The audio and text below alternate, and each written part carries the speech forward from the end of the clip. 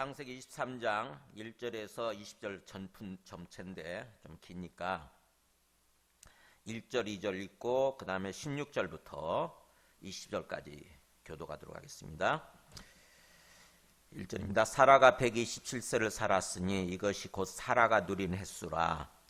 사라가 가나안 땅 헤브론 곧 기럇 아르바에서 죽음에 아브라함이 들어가서 사라를 위하여 슬퍼하며 애통하다가 16절입니다. 아브라함이 에브론의 말을 따라 에브론이 헷 족속이 듣는 데서 말한 대로 상인이 통용하는 은 400세겔을 달아 에브론에게 주었더니 마므레 앞 막벨라에 있는 에브론의 밭 곧 그 밭과 거기에 속한 굴과 그 밭과 그 주위에 둘린 모든 나무가 성문에 들어온 모든 헷 족속이 보는 데서 아브라함의 소유로 확정된지라. 그 후에 아브라함이 그 아내 사라를 가나안 땅 마므레 앞 막벨라 밭굴에 장사하였더라. 마므레는 곧 헤브론이라 같이 있습니다. 이와 같이 그 밭과 거기에 속한 굴이 헷 족속으로부터 아브라함이 매장할 소유지로 확정되었더라. 아멘. 히브리서 오늘 같이 좀 병행 본문입니다. 히브리서 11장 13절 보시겠습니다. 네, 준비해 주셨네요. 감사합니다. 13절부터 16절까지 저희는 한절씩 교독하겠습니다. 히브리서 11장 13절. 이 사람들은 다 믿음을 따라 죽었으며 약속을 받지 못하였으되 그것들을 멀리서 보고 환영하며 또 땅에서는 외국인과 나그네임을 증언하였으니 그들이 이같이 말하는 것은 자기들이 본향 찾는 자임을 나타냄이라. 그들이 나온 바 본향을 생각하였더라면 돌아갈 기회가 있었으려니와 그들이 이제는 더 나은 본향을 사모하니 곧 하늘에 있는 것이라. 이러므로 하나님이 그들의 하나님이라 일컬음 받으심을 부끄러워하지 아니하시고 그들을 위하여 한 성을 예비하셨느니라. 아멘. 앉으시겠습니다. 네, 오늘은 다시 창세기 우리 하던 이야기 말씀으로 돌아와서 한 달 됐어요. 지난 창세기 22장을 얘기한 게 3월 21일인가 그럴 거예요. 그러고 나서 한 달 만에 다시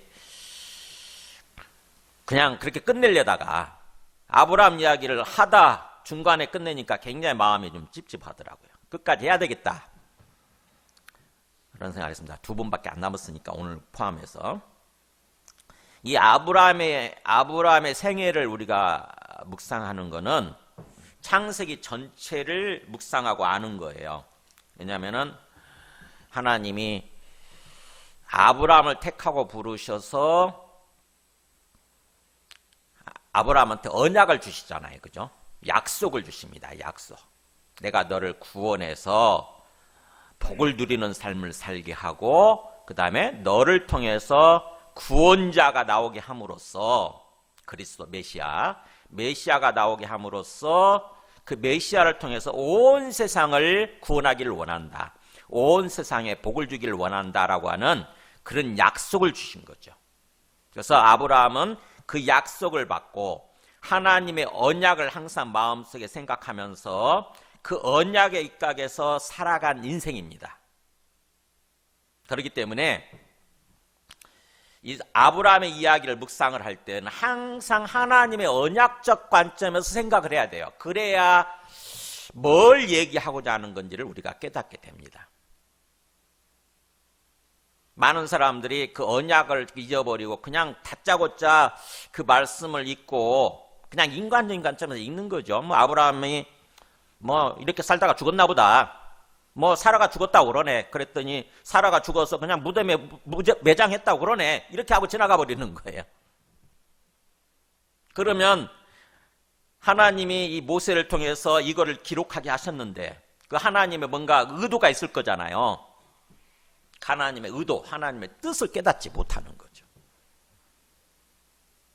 그래서 항상 말씀을 묵상을 할 때는 읽으실 때 말씀을 읽고 묵상을 하실 때 하나님의 언약적 관점에서 생각하는 거예요. 우리들도 마찬가지죠. 우리도 하나님의 언약을 받은 사람들이잖아요. 그죠? 하나님의 약속을 받았어요. 내가 너를 구원해서 장차 영원한 하나님 나라 천국으로 인도하겠다라고 하는 거죠. 그 하나님의 약속을 받고 우리는 하나님의 그 약속, 다른 말로 언약이라고 그러죠. 그 언약 가운데서 살아가는 것이 우리의 인생이에요. 그렇기 때문에 이 아브라함의 생애를 이렇게 묵상하는 것은 우리가 어떻게 살아야 되는지 아브라함의 이야기를 통해서 교훈을 얻게 되는 거죠. 그래서 아브라함이야말로 그야말로 우리 삶의 예표가 되는 거예요. 우리 삶의 예표 또는 그리스도의 예표기도 하죠. 아브라함의 자손들 중에서 그리스도가 나오게 되는 거니까 그리스도의 예표이기도 하고 우리 삶의 예표가 어려운 말이니까 그냥 모범 사례 이렇게 생각하면 됩니다. 모범 사례. 하나님께서 우리로 하여금 예수 그리스도를 믿고 하나님의 언약을 받아서 항상 언약 가운데의 삶을 사는 건데 아브라함처럼 어떻게 보면은 삶을 살아가기를 원하시는 거죠. 그래서 이 아브라함 이야기가 그 22장에서 뭐 있었죠? 앞에 독자 이삭을 하나님께서 번제로 드리라고 하는 그 시험 문제를 내잖아요. 숙제를. 아브라함의 생에 있어서 가장 어려운 순간인 거죠. 내 생명처럼 또는 내 생명보다 더 소중한 외아들 100살 되어가지고 겨우 얻은 아들 하나를 하나님께서 번제로 드리라고 그러니까 얼마나 어려운 상황입니까? 근데 아브라함은 기도한 끝에 믿음으로 반응을 해요. 믿음으로. 기꺼이 드립니다. 기꺼이. 내가 이렇게 이삭을 드리면 번제로 드리게 되면 하나님이 살리실 거다. 그렇게 믿은 거죠. 그래서 어떻게 보면은 창조주 하나님을 믿었을 뿐만 아니라 부활시키시는 부활의 하나님을 믿었던 거죠. 아브라함의 믿음은 그거였습니다. 창조주 하나님과 부활의 하나님을 믿은 거. 그 믿음으로 말미암아 합격을 하잖아요. 그죠? 시험을 통과합니다. 그 시험을 통과해가지고 더 이상 이제 시험은 없어요. 그게 아브라함의 생애에 있어서 가장 클라이막스였던 거죠. 22장이. 아브라함의 생애에 있어서 클라이막스였던 거예요. 그러고 나서 나중에 아브라함이 몇 살에 죽습니까?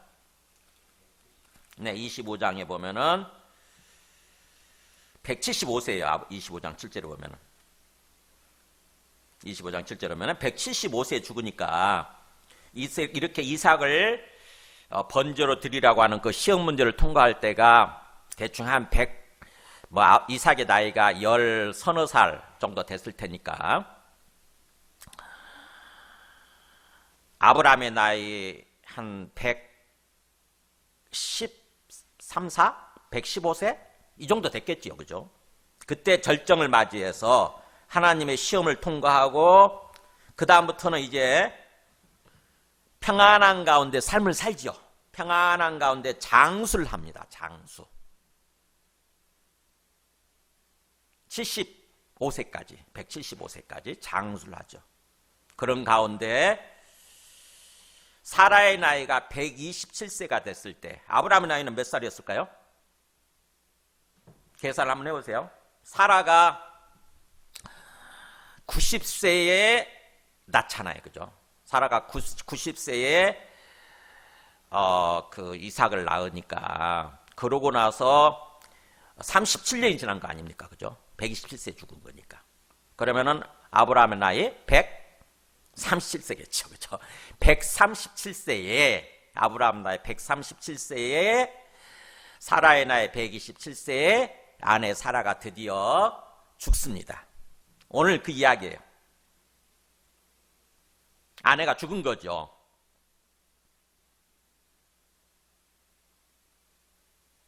그러고 나서 이 사라를 매장하는 이야기, 장례식 치르는 그런 이야기입니다. 그래서 아브라함의 어떤 그 생애는 22장까지가 절정이라고 한다면, 클라이막스라고 한다면 이제 나머지 어떤 그 생애 말년에 두 가지 일을 이렇게 마무리합니다.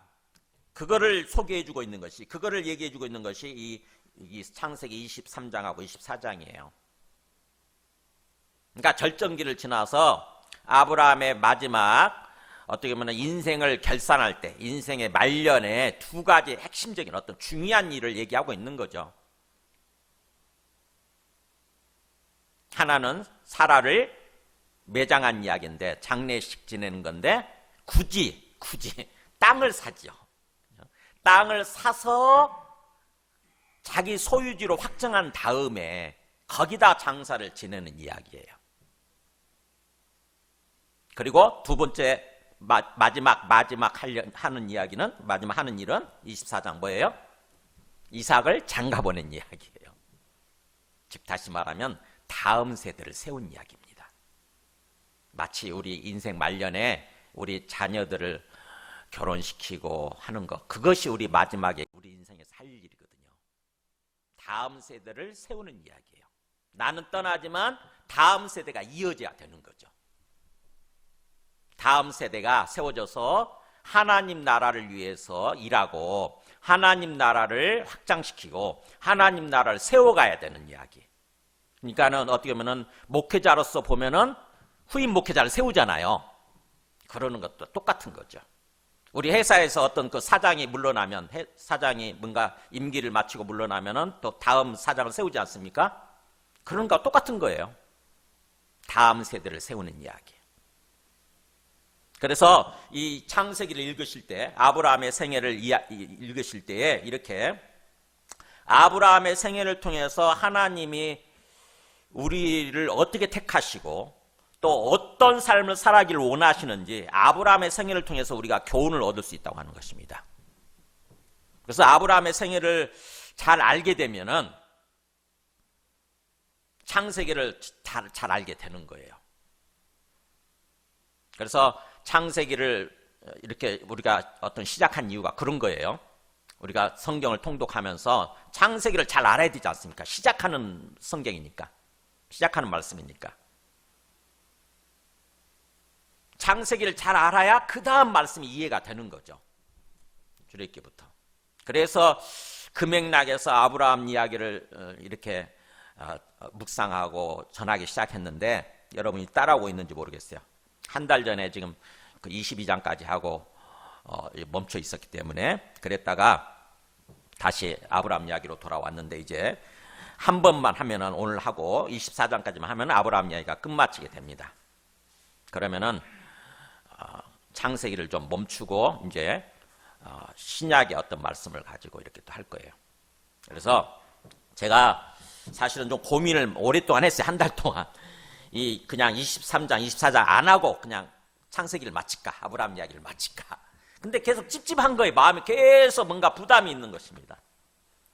그래서 해야 되겠다. 힘들어도 해야 되겠다.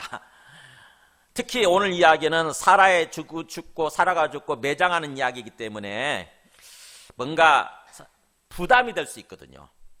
마음에 불편함이 있고 부담이 되는 이야기인데, 그래서 저도 굉장히 고민을 했어요. 그런데 마침 또 우리 정인순 권사님께서 소천하셔가지고 이 이야기를 전할 수 있는, 우리가 생각할 수 있는 절묘한 시간이더라고요. 하나님의 뜻이겠다 싶어가지고 이 말씀을 전하기로 했습니다. 자, 오늘 말씀 보면은 1절에 한번 보세요.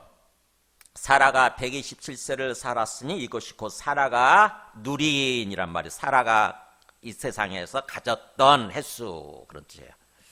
사라가 하나님께서 맡겨주신 시간을 살았던, 시간을 가졌던, 시간을 누렸던 횟수다.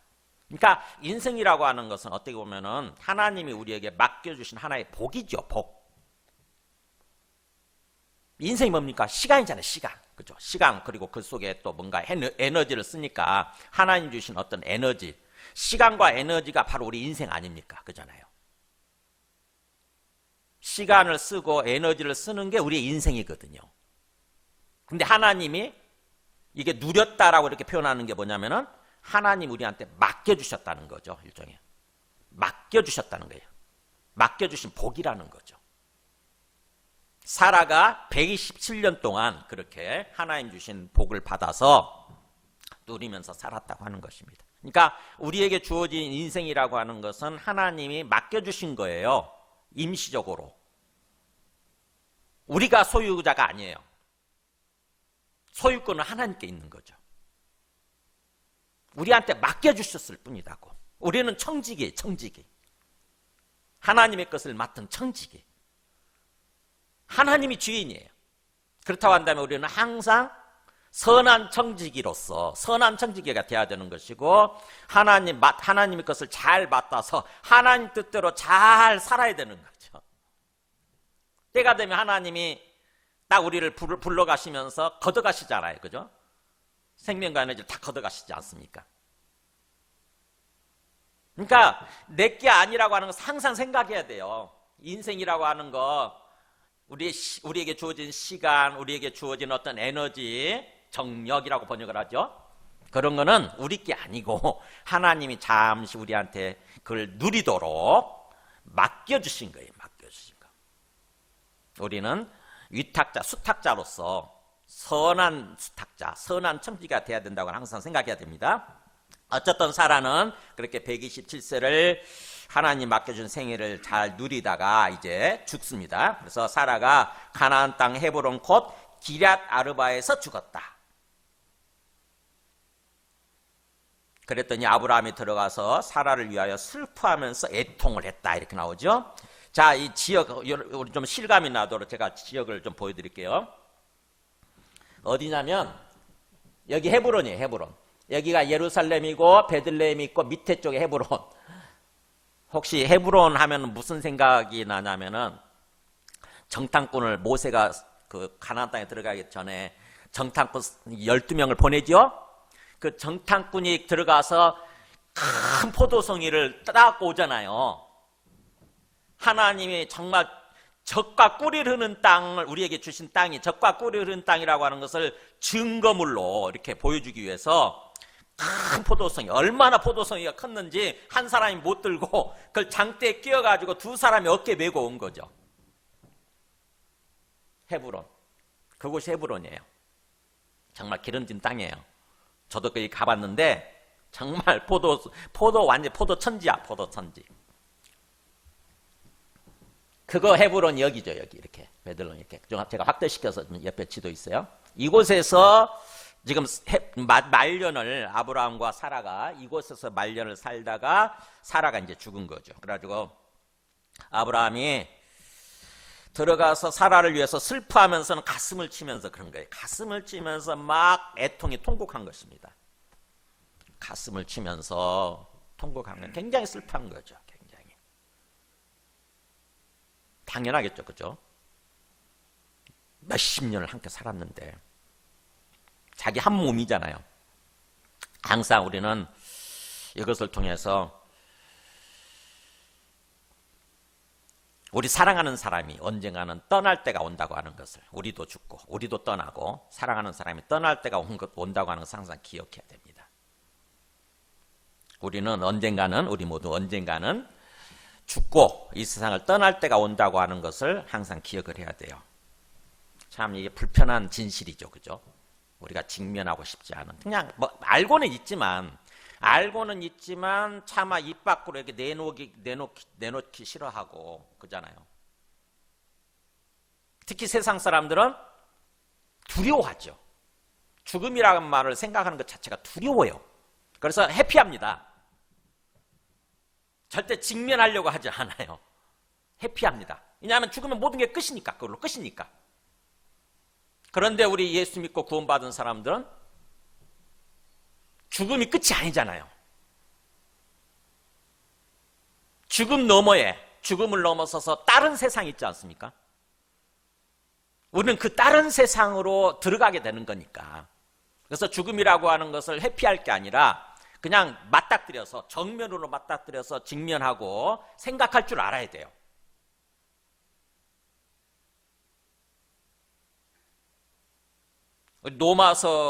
노마의 표현 중에 노마 사람들이 쓴 라틴어 노마의 표현 중에 메멘토 모리라는 말 혹시 들어보셨을지 모르겠어요. 제가 우리 주보에도 써놨는데 메멘토 모리.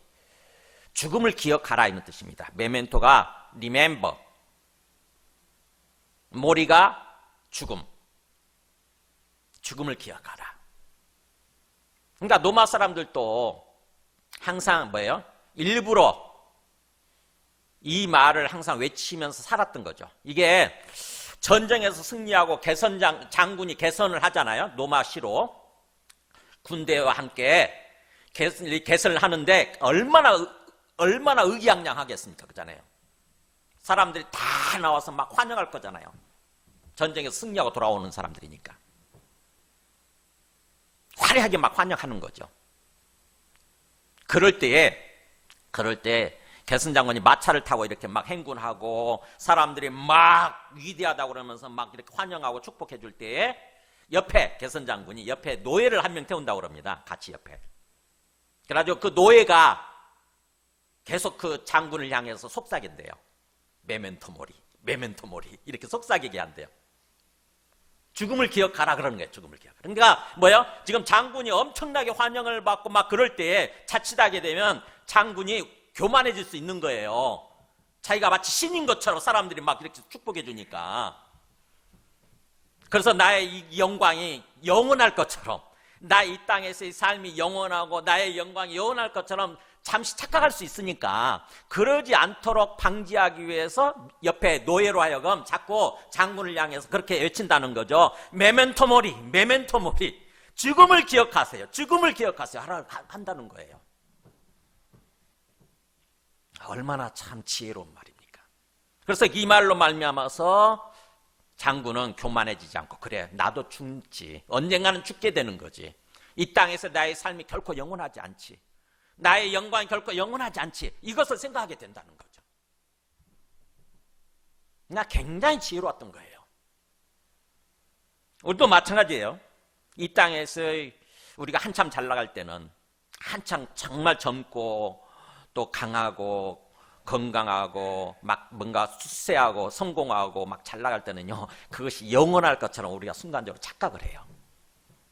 이 땅에서 삶이, 이 땅에서 나의 어떤 부귀, 이 땅에서 나의 영광이 영원할 것처럼 착각을 한다고. 그러니까 교만한 거지. 교만해지는 거지. 그러지 않아야 된다고 하는 것입니다. 우리 모두는 언젠가는 다 죽고 모든 거 다 남겨두고 내가 하나도 못 가져가잖아요. 10원짜리 하나 못 가져가요. 내 출세한 거 못 가져가요. 죽게 되면 다 끝이에요. 그걸 항상 기억해야 된다고 하는 것입니다. 그래서 우리 히브리서 9장 11절에 뭐라고 되어 있습니까? 한 번 죽는 것은 사람에게 정해진 것이요 그러잖아요. 모든 인간에게 죽는 건 정해졌다. 그리고 그러고 나면 나중에는 언젠가는 심판이 있게 된다고 하는 거예요. 이걸 항상 우리는 기억해야 되는 거죠. 죽음과 심판. 죽고 그럼 그것이 아니라 성경적으로 진리가 뭐냐면은 뭔가 부활해가지고 나중에 우리가 부활하게 돼 있죠. 부활해가지고 하나님 앞에 심판받고 심판에 의해서 진짜 영원한 삶이 결정이 되는 거예요. 영원한 세상이. 이게 진리고 사실이라고 한다면 우리는 항상 이것을 기억하면서 살아야 되는 거죠. 이 땅의 삶을 살 때. 그래야 교만해지지 않죠. 그죠? 죽음과 심판이 있다고 하는 것을 생각하게 될 때 비로소 내가 기고만장 까불지 않아요. 함부로. 겸손한 모습으로 하나님의 뜻이 뭘까 생각하면서 나에게 생명을 주신 분의 뜻이 뭘까, 나에게 인생을 허락하신 분의 뜻이 뭘까, 이걸 생각하면서 살게 되는 거죠. 전도서 진짜 화려한 삶을 살았던 그 솔로몬이 쓴 전도서에, 솔로몬의 얘기죠. 어떻게 보면 전도서 7장 2절에 이런 말이 있어요. 여러분 혹시 이 말씀 읽어보신 적 있으세요? 보세요. 초상집에 가는 것이 잔치집에 가는 것보다 나으니 모든 사람의 끝이 이와 같이 됨이라. 산자는 이것을 그의 마음에 둘지어다. 그 다음에 뭐라고 됐습니까? 지혜자의 마음은 초상집에 있으되 우미한 자의 마음은 혼인집에 있느니라. 저는 참 이게 재미있으면서도 항상 이 말씀 볼 때는, 이 말씀 읽을 때 마음속에 많은 생각을 하게 되더라고요.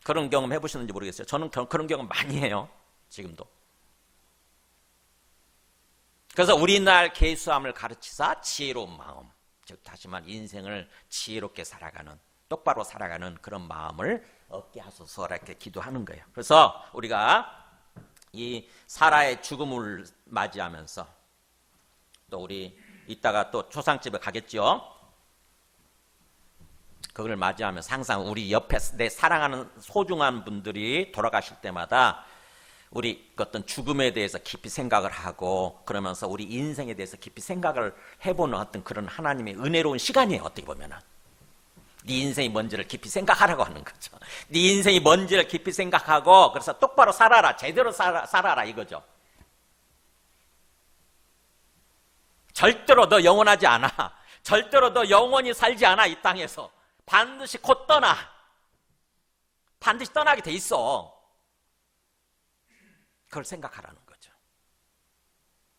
지금 아브라함은 이렇게 사라가 죽으니까 슬퍼하면서 애통하다가 어떤 생각이 들었는지 딱 보세요. 3절에 그렇게 슬퍼하면서 애통하다가 이제 3절에서 20절까지 한꺼번에 보도록 하겠습니다. 두 번째 메시지는 아브라함이 왜 굳이 이 땅을 사서 거기다 매장을 하려고 했는지 그거를 생각하는 거예요.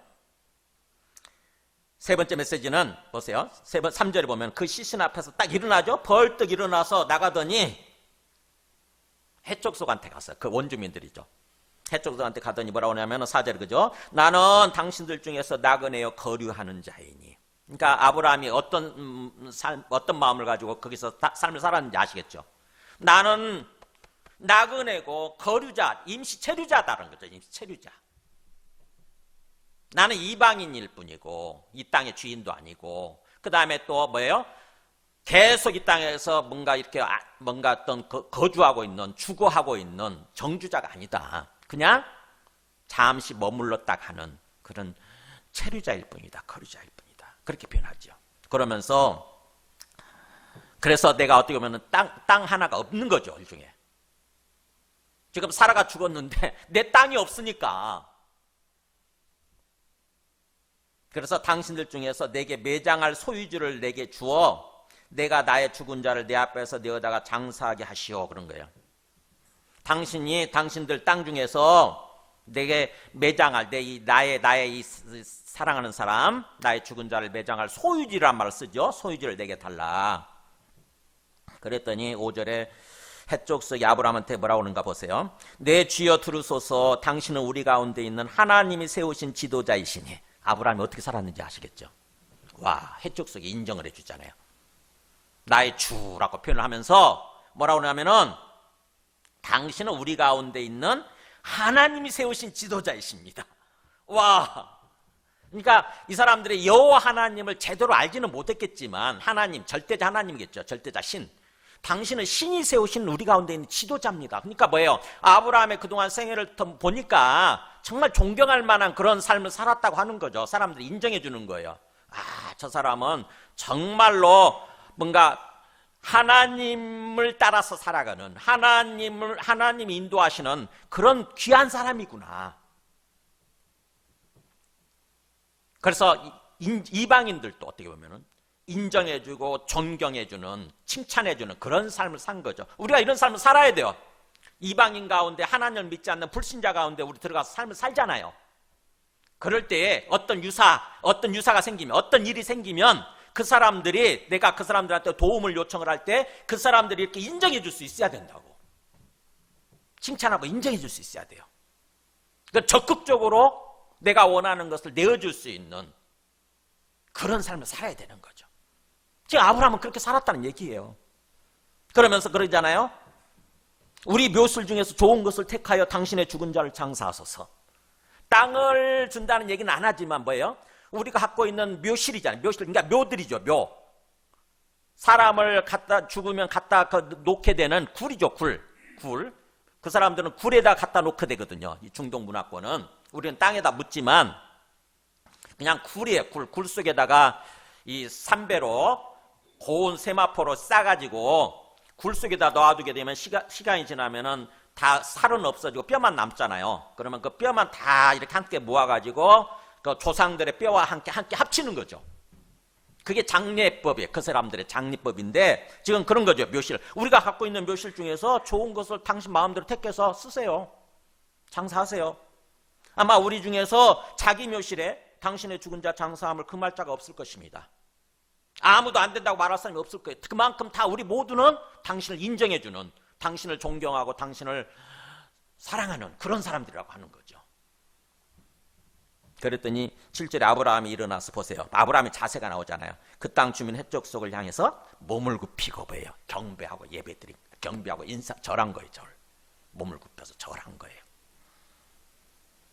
그러니까 얼마나 참 아브라함이 겸손하고, 아브라함이 어떤 사람입니까? 굉장히 돈이 많은 사람이잖아요. 그죠? 재산이 아주 많은 사람이에요. 그리고 아브라함이 거느리고 있는 사람들도 엄청나게 많잖아요. 무려 앞에서는 몇 명이 나왔냐면 300명을 거느리고 있다고 그랬잖아요. 300명. 아브라함이 집에서 낳고 기른 사람들 있잖아요. 군대질 중에 군대. 300명을 거느리고 있고 300명 이상을 거느리고 있고 재산도 얼마나 많냐고요. 그래서 큰 어떤 족장. 그 정도 되면은 뭔가 목이 뻣뻣하고 교만할 만도 한데 아브라함은 절대 그렇지 않은 거죠. 겸손한 모습으로 항상 그렇게 산 거죠. 그러면서 8절에서 이제 거기 15절까지 보면은 아브라함이 그 말을 듣고 뭐라고 보세요.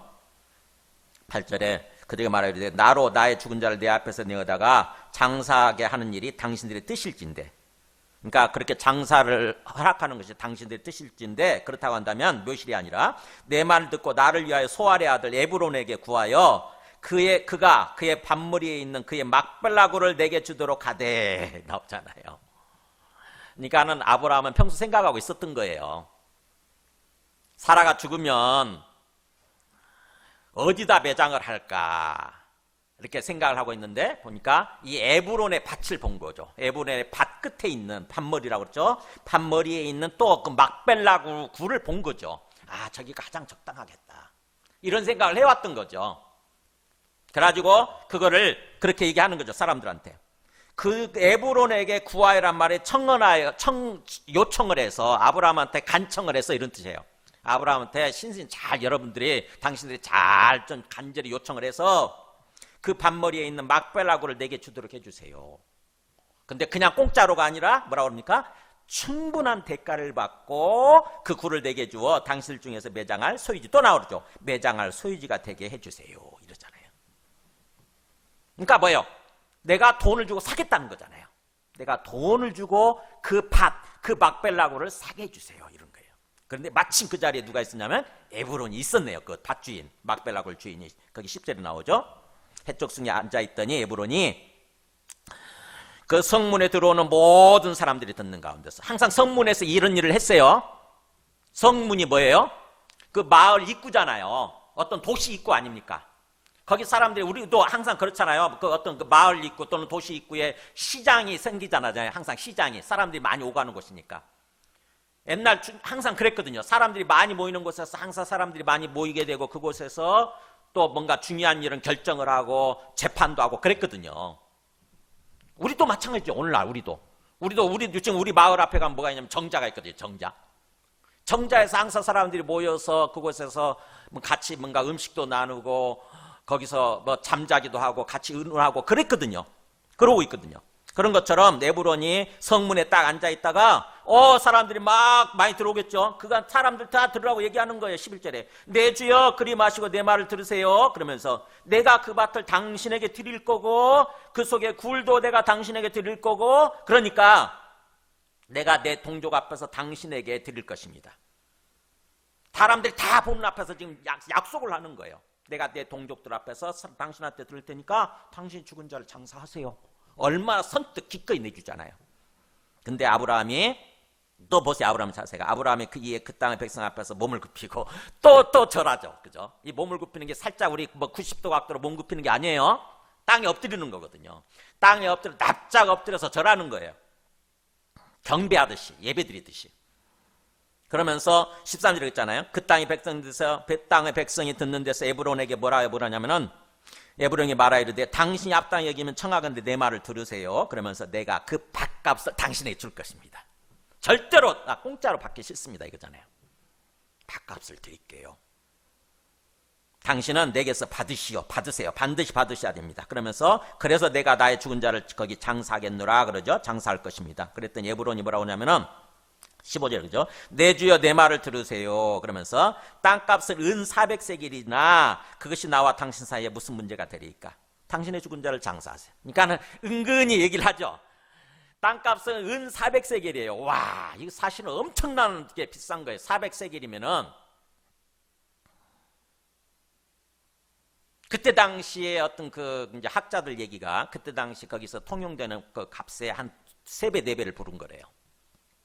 그러니까는 에브론이 어떻게 보면은 은근히 욕심을 좀 부린 거죠.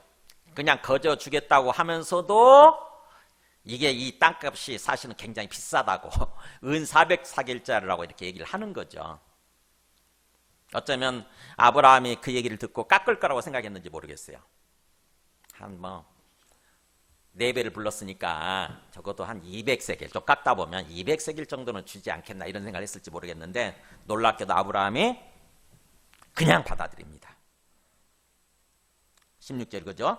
아브라함이 에브론의 말을 따라 에브론이 헷족 속에 듣는 데서 말한 대로 상인이 통용하는, 그러니까 그때 당시 거래하는 그런 뜻이죠. 그때 당시 서로 거래가 되는 통용되는 은 400세겔을 탈아서 에브론에게 딱 주는 거예요.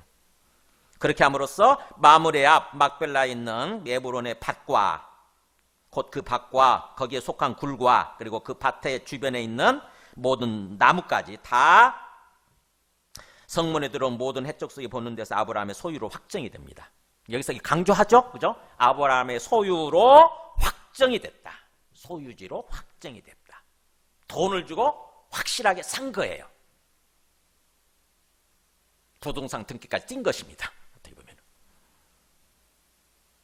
19절에 그래서 그 후에 아브라함이 그 아내 사라를 가나안 땅 마므레 앞 막벨라 밭굴에 장사하였더라. 마므레는 헤브론이고, 그럼으로써 마지막 결론이 이 성경을 기록하고 있는 결론을 또 강조하죠. 20절에 이와 같이 해서 그 밭과 거기에 속한 굴 막벨라 굴이 헷족 속으로부터 아브라함이 매장할 소유지로 확정되었더라. 아브라함이 매장할 소유지로 확정되었더라. 자, 그러면은 지금 소유지라는 말이 몇 번이 나온가 보세요. 아까 4절에 나왔죠. 소유지를 내게 주어. 9절에 나왔죠. 충분한 대가를 받고 그 굴을 내게 주어 소유지가 매장할 소유지가 되게 하라. 그 다음에 또 13절에 나왔죠. 밭값을 당신에게 주겠다. 그 다음에 18절에 소유지로 확정된지라. 20절에 매장할 소유지로 확정되었더라. 무려 5번을 강조를 하잖아요.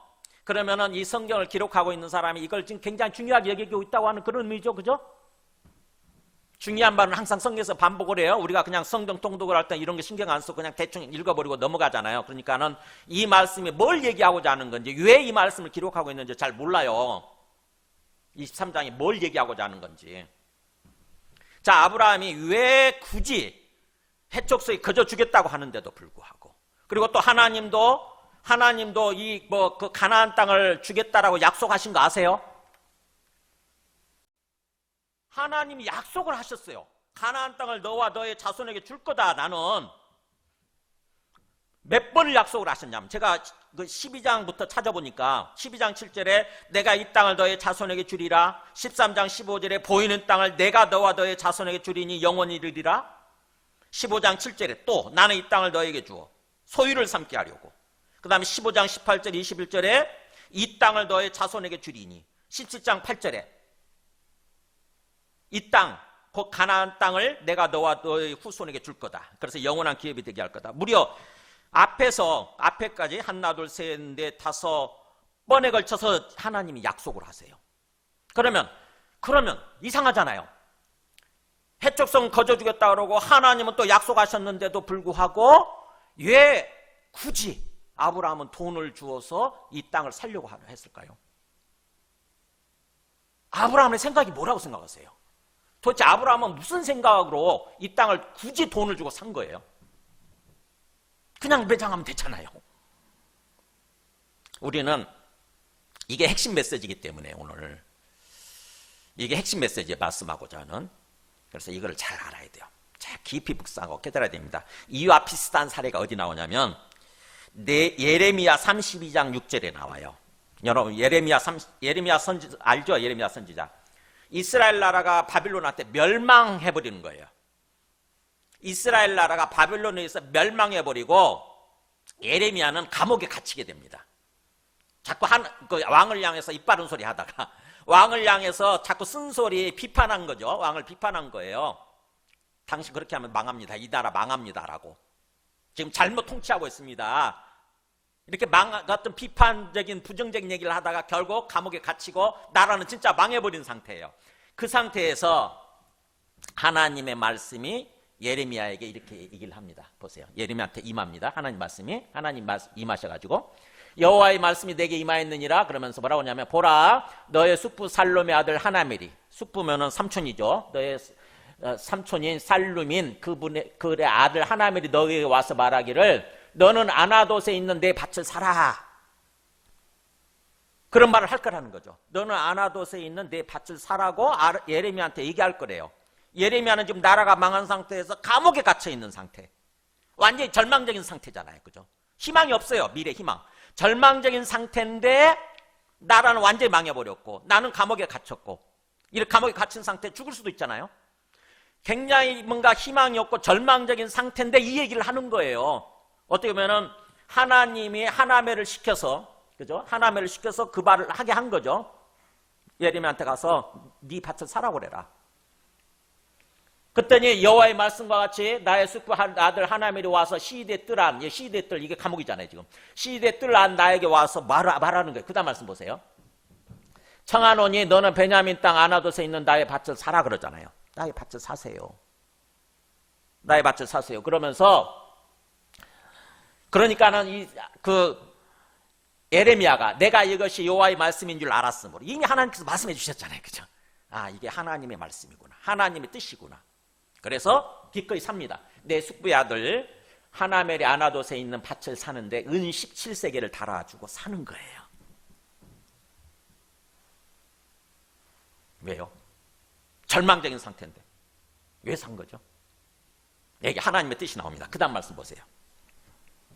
만군의 여호와 이스라엘의 하나님께서 이와 같이 말씀하시기를 너는 이 증서, 곧 이 부동산을 산 거죠. 땅을 산, 밭을 산 증서죠. 부동산 증기를 잘 봉인하고 오랫동안 보존하게 하라 그래요. 오랫동안 잘 간직해라. 왜냐하면 사람들이 나중에 깨달을 거라고 하는 거죠. 만군의 여호와 이스라엘의 하나님께서 이와 같이 말씀하시니라. 같이 읽어볼까요? 사람이 이 땅에서 집과 밭과 포도원을 다시 사게 되리라. 이거예요. 이거. 지금 네가 볼 때는 나라가 쫄딱 망해버렸고 너는 감옥에 갇혔고 그대로 죽을 수도 있다고 생각을 하고, 그래서 완전히 절망적인 상태지, 희망적인 상태지, 아니 절망적인 상태지, 희망이 없는 상태지 아니다라는 거예요. 하나님이 다시 뭐예요? 이 밭을 사람들이 서로 사고 거래하는 그런 세상을 주실 거다고 하는 거죠. 그런 때를 주실 거다. 그러니까 즉 다시 말하면 뭐예요? 하나님이 택하신 이스라엘 민족이 하나님을 배반하다 보니까, 하나님을 배신하다 보니까 망해버렸는데 다시 그것을 회복시켜 주시는 그런 때가 온다고 하는 거죠.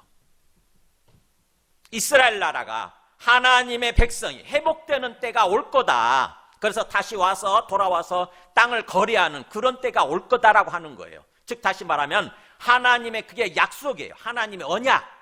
하나님이 우리 이스라엘 민족을 택하시고 부르셨는데 이대로 망하고 끝나는 줄 알았더니 그게 아닌 거예요.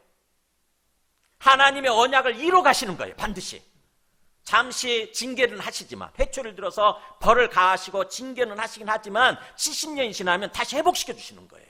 징계 기간이 끝나면 하나님의 언약을 하나님이 이루시는 거예요. 그래서 예레미야는 그 하나님의 언약을 믿은 것입니다. 아, 그렇구나. 하나님이 언약을 주셨는데 그 언약을 반드시 이루어 가시는 거구나. 그 하나님의 약속 성취에 대한, 하나님의 언약 성취에 대한 하나의 어떤 증표로서 땅을 산 것입니다. 사람들이 예레미야가 땅을 산 것을 보고 생각하게 되는 거죠. 깨닫게 되는 거예요. 사람들이. 나중에 깨달을 수도 있죠. 70년이 끝난 다음에. 그때 그래서 예레미야가 땅을 샀구나. 하나님의 말씀을 듣고.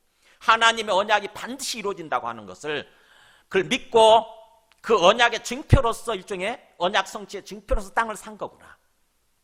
이걸 깨닫게 되는 거죠. 지금 아브라함도 마찬가지인 거예요. 아브라함 지금 땅 하나 없는 상태잖아요. 하나님의 언약을 받았지만 내가 너의 자손을 번창하게 만들고 민족으로 세울 거고 그 다음에 또 이 땅을 이 가나안 땅 전체를 너에게 주겠다. 너의 자손에게 주겠다. 이렇게 말씀하셨는데 지금 자손은 이삭이 하나 생겨나긴 했지만 땅은 하나도 지금 없는 거예요. 그 상태에서 아브라함은 뭐예요? 하나님의 언약 성취의 증표로서 땅을 산 것입니다. 그러니까 아브라함이 굳이 돈을 주고 자기 소유지로 확정한 것은 그거예요. 하나님의 언약 성취를 소망하는, 그리고 언약 성취를 반드시 믿고 그것을 위해서 삶을 살아가는 하나의 증표로서 이 땅을 산 것입니다. 하나님의 언약 성취에 대한 신뢰예요. 신뢰. 믿음입니다. 믿음. 그래서 두고두고 이스라엘 자손들은 그걸 생각할 거 아닙니까? 그죠? 이 막벨라고를 생각하면서 하나님의 언약을 생각하게 되는 거죠.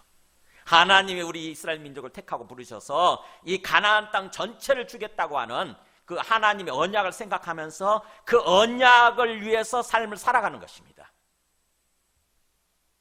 하나님의 언약을 바라보고 언약을 소망하면서 삶을 살아가는 거예요. 그 막벨라 굴이 한번 보여드릴까요? 그 지도를 보여줘보세요. 그림을 보여줘보세요. 이렇게 이제 이게 굴이죠. 헤브론에 있는 굴이라고 그래요. 아마 이런 식으로 생겼겠죠. 원래 산에 있는 굴이네. 이런 데서 이제 시체를 갖다가 장사 지내는 거죠. 그랬다가 지금은 어떻게 돼 있냐면 그 막벨라 굴이 그다음 이거 이렇게 집으로 지어져 있어요. 이곳에 저도 갔지요. 그래가지고 이곳에 그다음 보실래요? 이게 입구예요. 입구.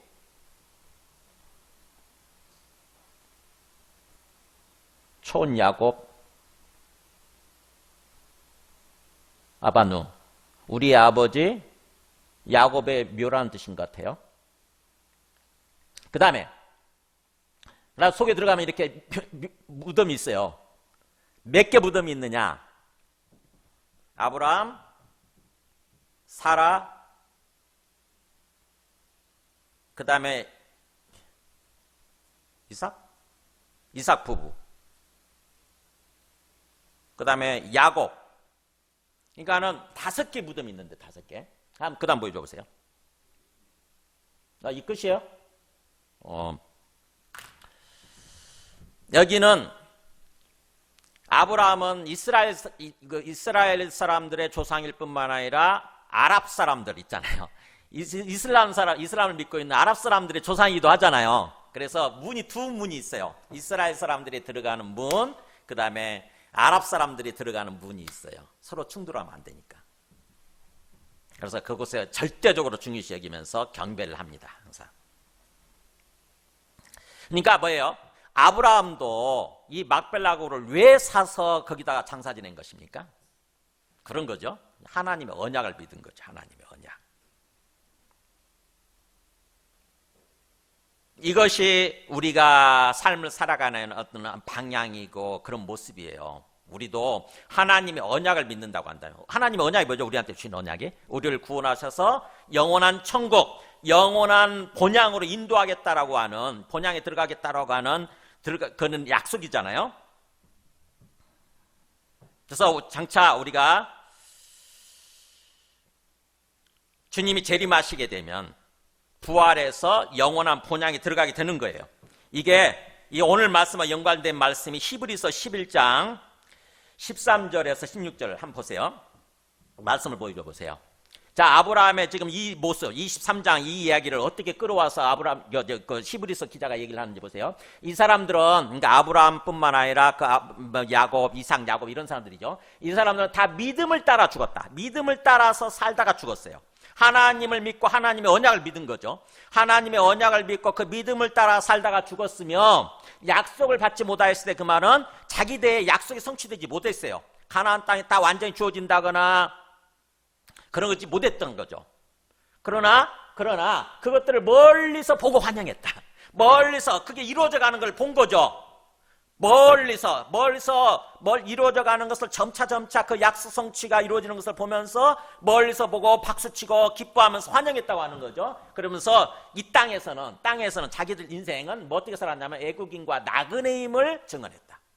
그래, 맞아. 우리는 외국인이야. 우리는 이 땅에서 나그네야. 아직 이 땅이 내 거가 아니라 아직 이방인 외국인이고 나그네다. 아까 아브라함이 그렇게 표현했잖아요. 거기 그 4절에서 나는 당신들 중에 살고 있는 나그네고 거류하는 자라고 얘기했잖아요. 그 말을 지금 여기서 그렇게 가져오는 거예요. 나는 외국인이고 나그네라고 사람들이 다 그렇게 얘기했다는 거죠. 아브라함, 이삭, 야곱 이런 사람들 다. 그러면서 나그네라고 증언했다는 말이 같이 동의했다는 뜻이에요. 동의했다. 맞습니다. 나는 외국인이고 나그네예요. 그들이 그렇게 말하는 것은 뭐예요? 자기들이 본향 찾는 자임을 나타냅니다. 항상 그들 마음속에는 뭐가 있어요? 나는 이 세상에서 지금 완전히 어떤 그런 존재가 아니라 나는 본향을 찾는 자. 본향이 고향이란 말이 뜻이잖아요. 내가 돌아갈 고향, 돌아갈 본향을 항상 찾다는 말이 추구한다 뜻이에요. 찾는 본향을 추구하는, 본향을 찾는 그런 사람이다라고 생각을 했다고 하는 거예요. 그 본향이 어떤 본향이냐? 그 다음 말씀. 그들이 나온 바 본향. 이 땅에서의 본향이죠. 지금 우리가 나온 고향. 저 같으면 전라북도 순창. 그런 걸 생각했다고 한다면 돌아갈 기회가 있었겠지만 그러나 그 본향이 아니라는 거죠. 뭐예요? 그들이 이제는 더 나은 본향. 더 나은 본향이에요. 즉 하늘에 있는 거. 하늘에 있는 본향. 즉 다시 말하면 뭐예요? 천국이에요. 천국 본향인 거죠. 이러므로 하나님이 그거를 믿었다고 하네요. 그 사람들 항상 마음속에 천국 본향, 내가 죽어서도 들어가게 되고 언젠가는 부활해가지고 주님이 재림하실 때 부활해가지고 부활의 몸으로 들어가게 돼 있는 천국이죠. 그죠? 부활해가지고 부활의 몸으로 들어가 있는 그 천국 본향을 항상 마음속에 그걸 사모하면서 그것을 추구하는 그런 삶을 살았다는 거죠. 이 사람들이. 그러니까 하나님이 그 사람들의 그 마음, 심령 상태를 보니까 하나님이 너무 자랑스러운 거죠. 이 사람들이. 진짜 하나님을 절대적으로 믿는 거 아닙니까? 그죠? 하나님을 또 하나님의 언약을 절대적으로 믿는 사람들이니까. 그래서 이러므로 하나님이 그들의 하나님이라 일컬음 받으심을 부끄러워하지 아니하시고 사람이 나는 여호와가 나의 하나님이야. 하나님 당신은 여호와 하나님 당신은 나의 하나님이다라고 이렇게 말하는 것을 하나님이 부끄러워하지 않으셨다고 하는 것입니다. 하나님이 오히려 자랑스러워하시는 거죠. 쟤들의 하나님이야 나는 이렇게. 나는 쟤들의 하나님이야. 자랑스러워하셨다고 하는 것입니다. 그리고 그들을 위해서 한 성이 시티잖아요. 시티, 도시. 한 성을 딱 예비해 주신 거예요. 준비해 주신 거예요. 그 성이 어디냐? 우리 히브리서 12장, 여기 지금 11장인데 히브리서 12장 22절에 보면은 그 성은 이렇게 나옵니다. 너희가 이룬 곳은, 너희가 지금 도달한 곳이에요. 너희가 도달한 곳은 시온산과 살아계신 하나님의 도성인 하늘의 예루살렘이라고 얘기했잖아요. 이게 예루살렘 도시잖아요. 하늘의 예루살렘에 지금 어떻게 보면은 우리 영혼이 도달해 있는 거죠. 도착해 있는 거죠. 지금 그 예수 믿는 사람들을 향해서 얘기하지 않습니까? 지금 히브리서 기자가. 그죠? 우리가 예수 믿게 되면 우리는 지금 우리가 있는 곳은 뭐예요? 우리가 속해 있는 곳은 하늘의 예루살렘이에요. 예루살렘은 하나님의 백성들이 모여 사는 도시잖아요. 수도. 하늘의 예루살렘. 다른 말로 하면 천국이에요. 천국. 그러니까 우리의 신분은 지금 현재 하늘의 예루살렘에 속해 있는 거예요. 우리가. 이 하늘의 예루살렘이 나중에 어떻게 되느냐. 요한계시록 21장 2절 마지막 말씀입니다. 자, 예수님이 재림하실 때 어떤 일이 일어나는지를 사도 요한이 미리 보고 얘기를 해주잖아요. 보세요. 내가 보면 거룩한 성 새 예루살렘이, 거룩한 도시죠. 거룩한 도시, 그냥 예루살렘이 아니라 옛날 예루살렘이 아니라 새 예루살렘이죠. 하나님이 직접 지으신 새 예루살렘이 하나님께로부터 하늘에서 쫙 내려오죠. 예수님 재림하실 때 하늘에 있었는데 땅으로 내려오는 거예요. 마치 그 준비한 것이 신부가 남편을 위해서 탄장한 것 같더라.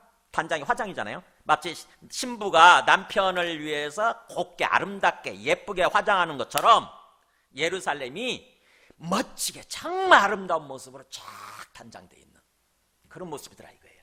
그래가지고 9절에 가면은 그 천사가 얘기해요. 사도 요한한테 내가 신부 그 어린 양의 아내를 너에게 보여주리라 그러면서 신부 어린 양의 아내예요. 우리 그렇잖아요. 우리 지금 예수 믿고 구원받은 사람들이 예수님의 신부고 그 다음에 아내잖아요. 어린 양 예수 그리스도의 아내잖아요. 그게 뭔지를 보여줄게 그러면서 그게 바로 성령으로 나를 데리고 크고 높은 산으로 올라가 하나님께로부터 하늘에서 내려오는 거룩한 성 예루살렘을 보이니 예루살렘이 바로 뭐예요? 우리 예수 믿는 사람들, 구원받은 사람들 천국이죠. 천국.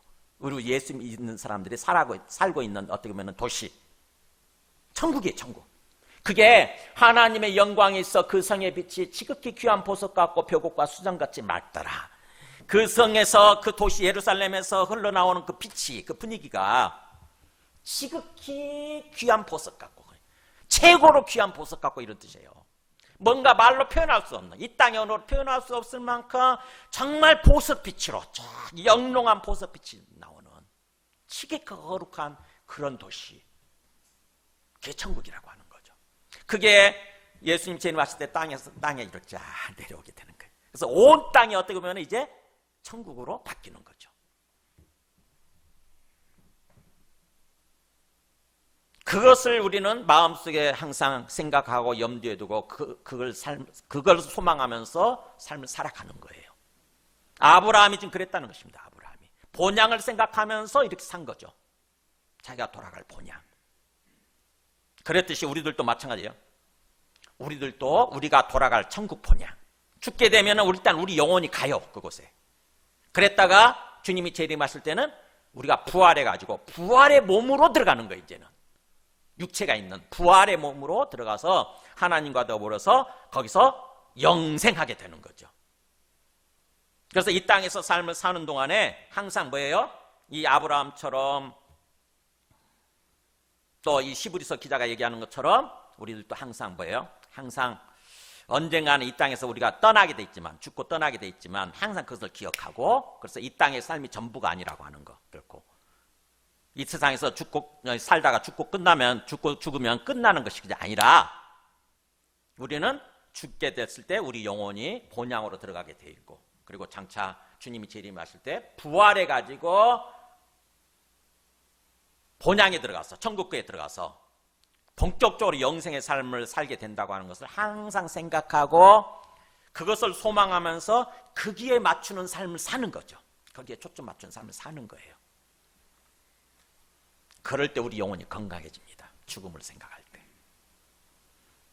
이 땅에서 내가 그야말로 여기가 좋사오니 여기서 그냥 뭐 안주하고 막 영원토록 살 것처럼 그렇게 착각하게 되면 우리 영혼이 타락하고 부패해요.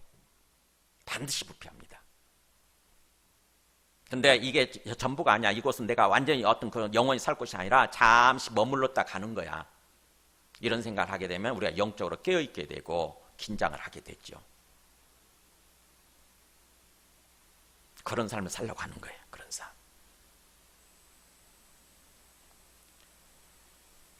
메몬토 모리, 죽음을 기억하라. 그 다음에 본향을 추구하는 삶을 살아라. 이것이 오늘 이 창세기 23장을 통해서 아브라함의 그 삶의 모습을 통해서 하나님이 주시고자 하는